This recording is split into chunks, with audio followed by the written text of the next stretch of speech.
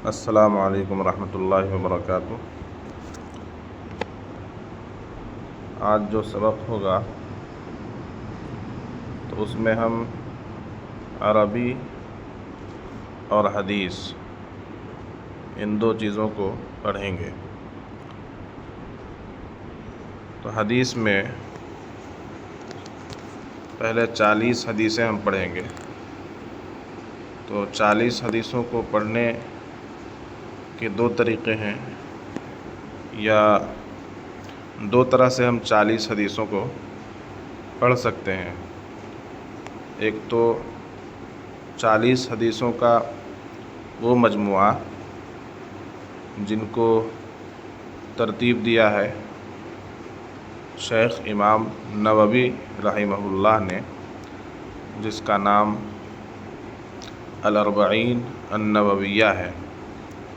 تو اس کتاب میں 40 حدیثیں ہیں اور وہ مکمل حدیثیں ہیں، یعنی ہر حدیث مکمل حدیث ہے، پوری حدیث انہوں نے بیان کی ہے۔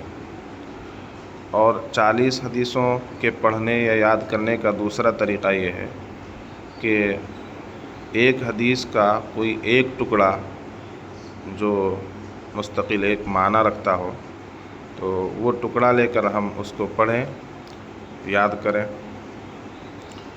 تو انشاءاللہ ہم دونوں طرح سے حدیث پڑھیں گے۔ پہلے ہم وہ 40 حدیثیں پڑھ لیتے ہیں جو مختلف احادیث سے چھوٹے چھوٹے ٹکڑے لیے گئے ہیں حدیث کے۔ دیکھیے، بسم اللہ الرحمن الرحیم۔ انما الاعمال بالنیات، آپ بھی پڑھیے میرے ساتھ، انما الاعمال بالنیات۔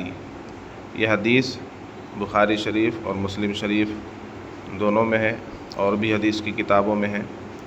تو یہ حدیث کا ایک ٹکڑا ہے، انما الاعمال بالنیات۔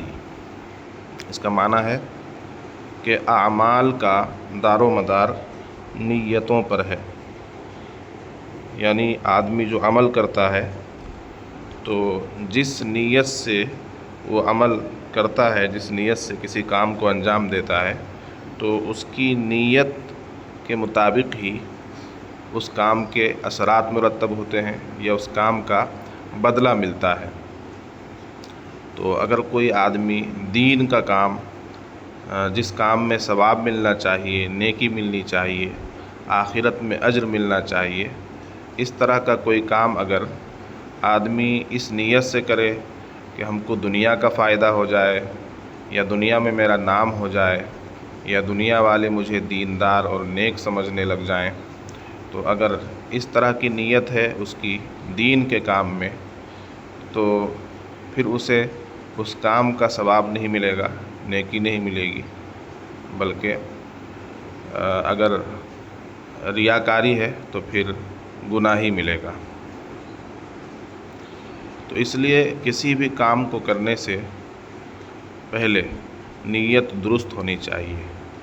ہم نے جو یہ علم دین کورس شروع کیا ہے، ہمارا مقصد اور ہماری نیت بھی یہ ہے کہ اس سے لوگوں کو فائدہ ہو اور دینی علم فروغ پائے، دینی تعلیم کی اشاعت ہو، لوگ دینی تعلیم حاصل کر کے دین پر عمل کرنے والے بنیں۔ آپ حضرات کی بھی نیت یہ ہونی چاہیے کہ ہم یہاں جو کچھ پڑھ رہے ہیں وہ اس لیے نہیں کہ ہمیں کچھ آ جائے گا، ہماری معلومات میں اضافہ ہو جائے گا، ہم 2-4 لوگوں کے پاس بیٹھ کر یہ کہہ سکیں گے کہ ہاں مجھے بھی اتنی حدیثیں معلوم ہیں اور میں بھی دین کے بارے میں یہ سب کچھ جانتا ہوں۔ تو جاننا یہ کافی نہیں ہے، بلکہ جاننے کے ساتھ ساتھ عمل ضروری ہے۔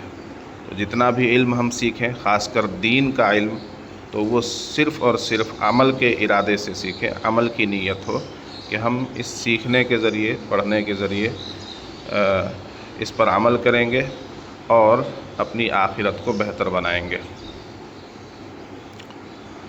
شیخ سعدی نے اپنی کتاب گلستہ میں کہا ہے، چوں عمل در تو نیست نادانی۔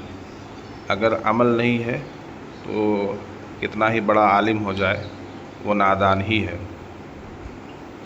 تو یہ حدیث ہے انما الاعمال بالنیات، اعمال کا، کاموں کا دار و مدار، کاموں کا جو بھار ہے وہ نیتوں پر ہے، کاموں کا جو دار و مدار ہے تو وہ نیتوں پر ہے، یعنی نیت بنیاد ہے اور کام اس کے اوپر دیوار یا مکان کی طرح سے ہے۔ نیات یہ نیتن کی جمع ہے، اور اعمال یہ عمل کی جمع ہے، عمل جمع اعمال، نیتن جمع نیات۔ ٹھیک، ایک حدیث ہم نے پڑھی۔ دوسری حدیث دیکھیے، من صمت نجا، من صمت نجا، من کے معنی عربی میں ہوتا ہے کون، جس، جو، صمت فعل ماضی ہے، خاموش رہا، خاموش ہوا، صمت یصمت صمتن و سموتن، یہ باب نصرہ سے ہے فعل ماضی۔ نجا یہ بھی فعل ماضی ہے، نجات پائی، بچ گیا، محفوظ ہو گیا۔ من صمت نجا، جو خاموش رہا وہ بچ گیا، جو خاموش رہا وہ محفوظ ہوا، جو خاموش رہا اس نے نجات پائی۔ یہ حدیث ہے، دیکھیے کتنی اچھی حدیث ہے، یعنی نبی پاک صلی اللہ علیہ وسلم کو جو ایک معجزہ حاصل تھا، وہ جوامع الکلم کا معجزہ حاصل تھا کہ آپ چھوٹی سی بات کہتے تھے لیکن اس چھوٹی سی بات کا مطلب سمندر اور دریا کی طرح ہے۔ تو من صمت نجا، جو خاموش رہا اس نے نجات پائی۔ اس میں بہت بڑا سبق ہے، آدمی خاموش رہ کر بہت بڑی بڑی مصیبتوں سے بچ جاتا ہے، محفوظ رہ سکتا ہے۔ تو اس لیے آدمی کو خاموش رہنے کی عادت ڈالنی چاہیے، لیکن جہاں بولنے کا موقع ہو وہاں بولنا بھی ضروری ہوتا ہے، لیکن ایسی جگہ پر جہاں آپ کو مکمل معلومات نہ ہو، یا جہاں جھگڑے کا اندیشہ ہو، یا جہاں چغلی اور غیبت ہو رہی ہو تو وہاں خاموش رہیے۔ جہاں آپ کو کسی بات کا خطرہ ہو کہ آپ کے بولنے سے کسی کے تعلق میں خرابی آ سکتی ہے، آپ کے بولنے سے دو لوگوں کے درمیان رشتے خراب ہو سکتے ہیں، یا آپ کے بولنے سے آپ ہی کے اوپر کوئی مصیبت آ سکتی ہے، تو ایسی جگہوں پر خاموش رہنا چاہیے۔ من صمت نجا، جو خاموش رہا اس نے نجات پائی۔ تیسری حدیث بھی پڑھ لیتے ہیں، من لا یرحم لا یرحم، من کے معنی میں بتا چکا کہ جو، جس، کون۔ من لا یرحم لا یرحم، اس کو ملا کر اس طرح بھی پڑھ سکتے ہیں، من لا یرحم لا یرحم، جو رحم نہیں کرتا اس پر رحم نہیں کیا جاتا، جو رحم نہیں کرتا اس پر رحم نہیں کیا جاتا۔ ہاں، اور حدیث کی یعنی تفصیلی حدیث سے پتہ چلتا ہے، معلوم ہوتا ہے کہ جو بندوں پر یعنی اللہ کی مخلوق پر، زمین والوں پر رحم نہیں کرتا تو آسمان والا یعنی اللہ تعالیٰ بھی اس پر رحم نہیں فرماتا۔ تو من لا یرحم لا یرحم، جو رحم نہیں کرتا اس پر رحم نہیں کیا جاتا۔ لا یرحم، لا یرحم یہ فعل مضارع ہے اور نفی کا صیغہ ہے۔ رحیمہ یرحم، باب سمیعہ سے ہے، رحیمہ یرحم، رحم کرنا۔ لا یہ نہیں کے معنی میں آتا ہے، لا یرحم جو رحم نہیں کرتا، یرحم جو رحم کرتا ہے، لا یرحم جو رحم نہیں کرتا۔ لا یرحم یہ مجہول کا صیغہ ہے، اس پر رحم نہیں کیا جاتا۔ تو یہ تین حدیثیں ہو گئیں۔ جب حدیث کے الفاظ پڑھے جائیں، بتائے جائیں تو آپ حضرات بھی اس کو دوہرا لیا کیجیے۔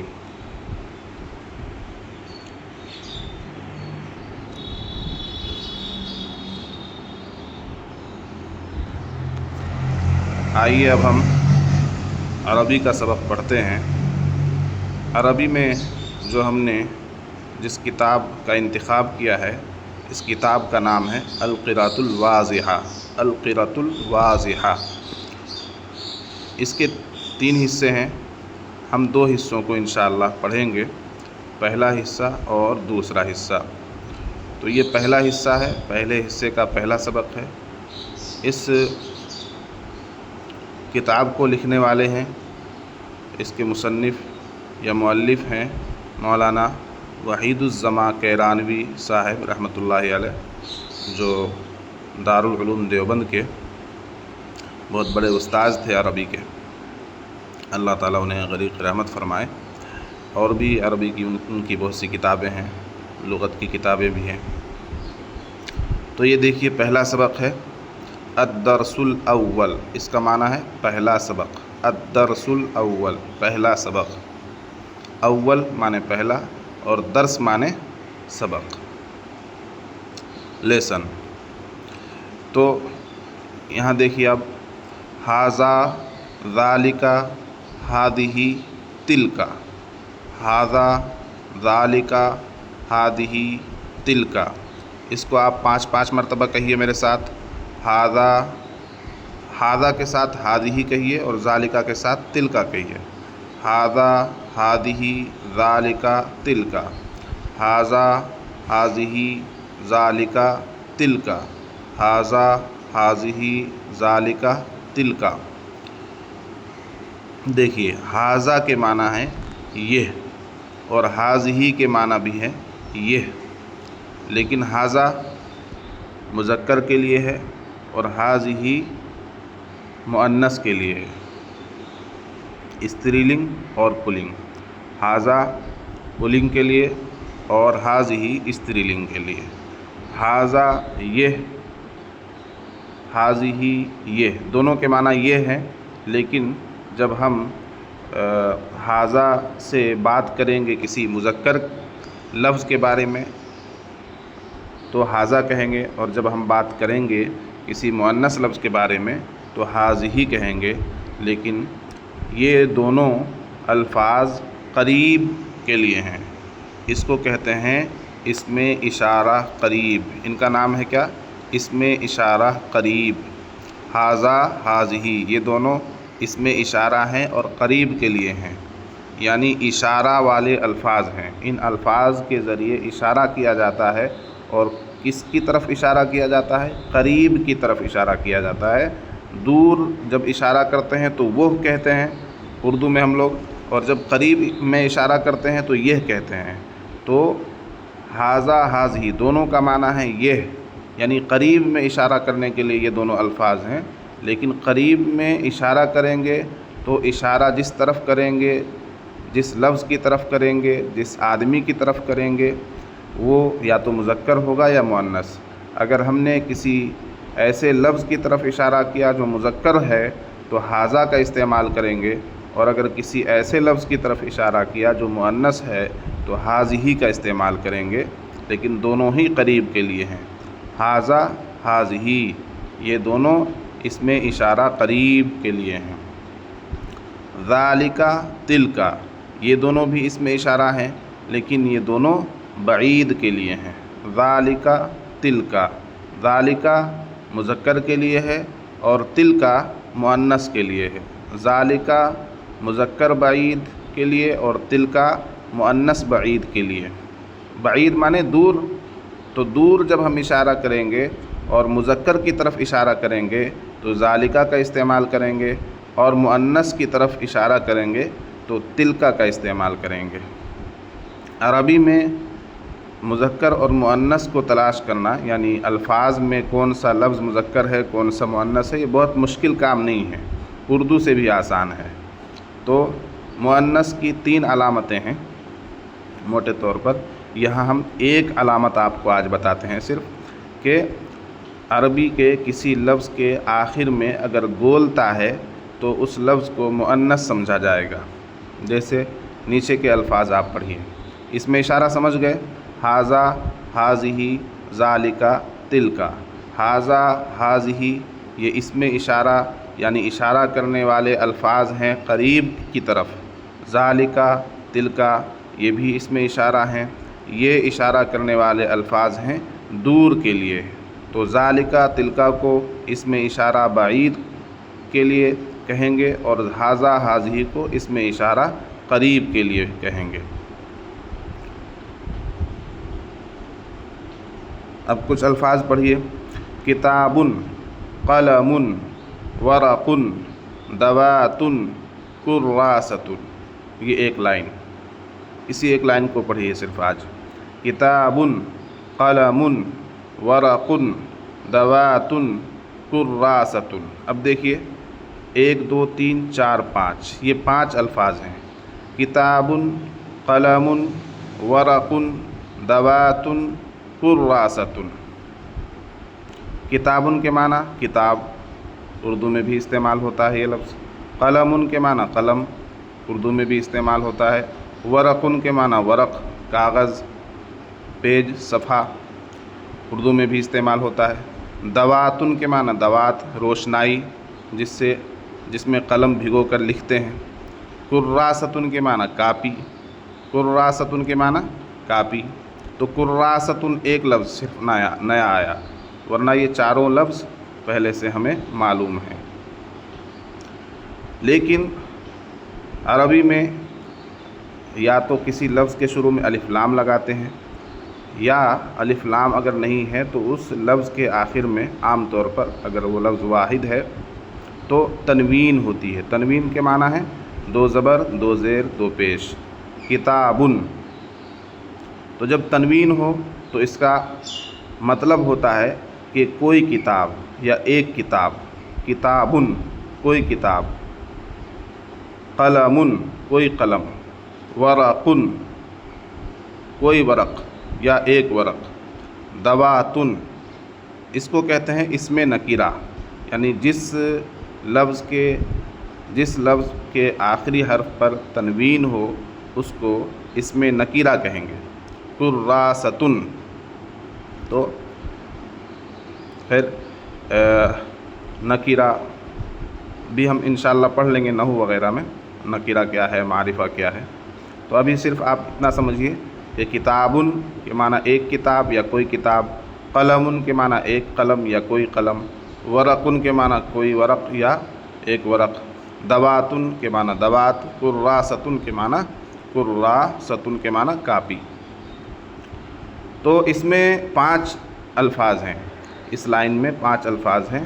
پہلے جو 3 الفاظ ہیں کتابن، قلم، ورق، بہت سے لوگ سمجھ رہے ہوں گے یار کتنی آسان ہے عربی.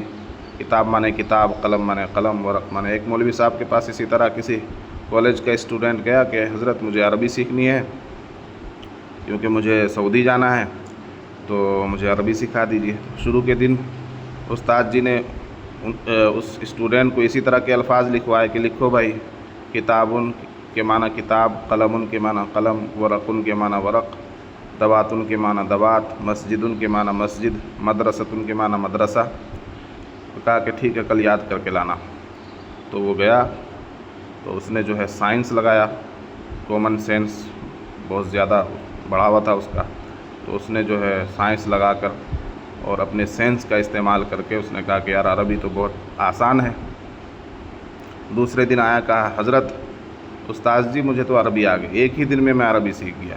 کہا کیسے سیکھ گئے؟ کیا آپ پوچھئے کسی بھی لفظ کا جو ہے مجھے پوچھئے میں عربی بتاتا ہوں. کہا بتاؤ وہی بھینس کی عربی کیا ہے؟ تو اس نے کہا بھینسن. کہا گائے کی عربی کیا ہے؟ کہنے لگا گایون. کہنے لگا بکری کی عربی کیا ہے؟ کہ بکریون. کہ بھئی تم نے کیسے سمجھا کہ اس طرح سے عربی ہے؟ حضرت بس تنوین لگانی ہے، آخر میں 2 پیش لگانا ہے، وہ عربی بن جاتی ہے. تو یہ چند الفاظ کو سن کر یہ نہ سمجھیں کہ اسی طرح سے تمام الفاظ ہوں گے. عربی بہت زیادہ مشکل بھی نہیں ہے تو اتنی آسان بھی نہیں ہے. انشاءاللہ عربی کے مختصر قواعد اور مشق کر کے ہم سیکھ سکتے ہیں. کم از کم اتنی عربی تو سیکھ سکتے ہیں کہ ابتدائی مرحلہ ہمارا آسان ہو جائے اور ہم اس سے تھوڑے بہت فیملیئر ہو جائیں.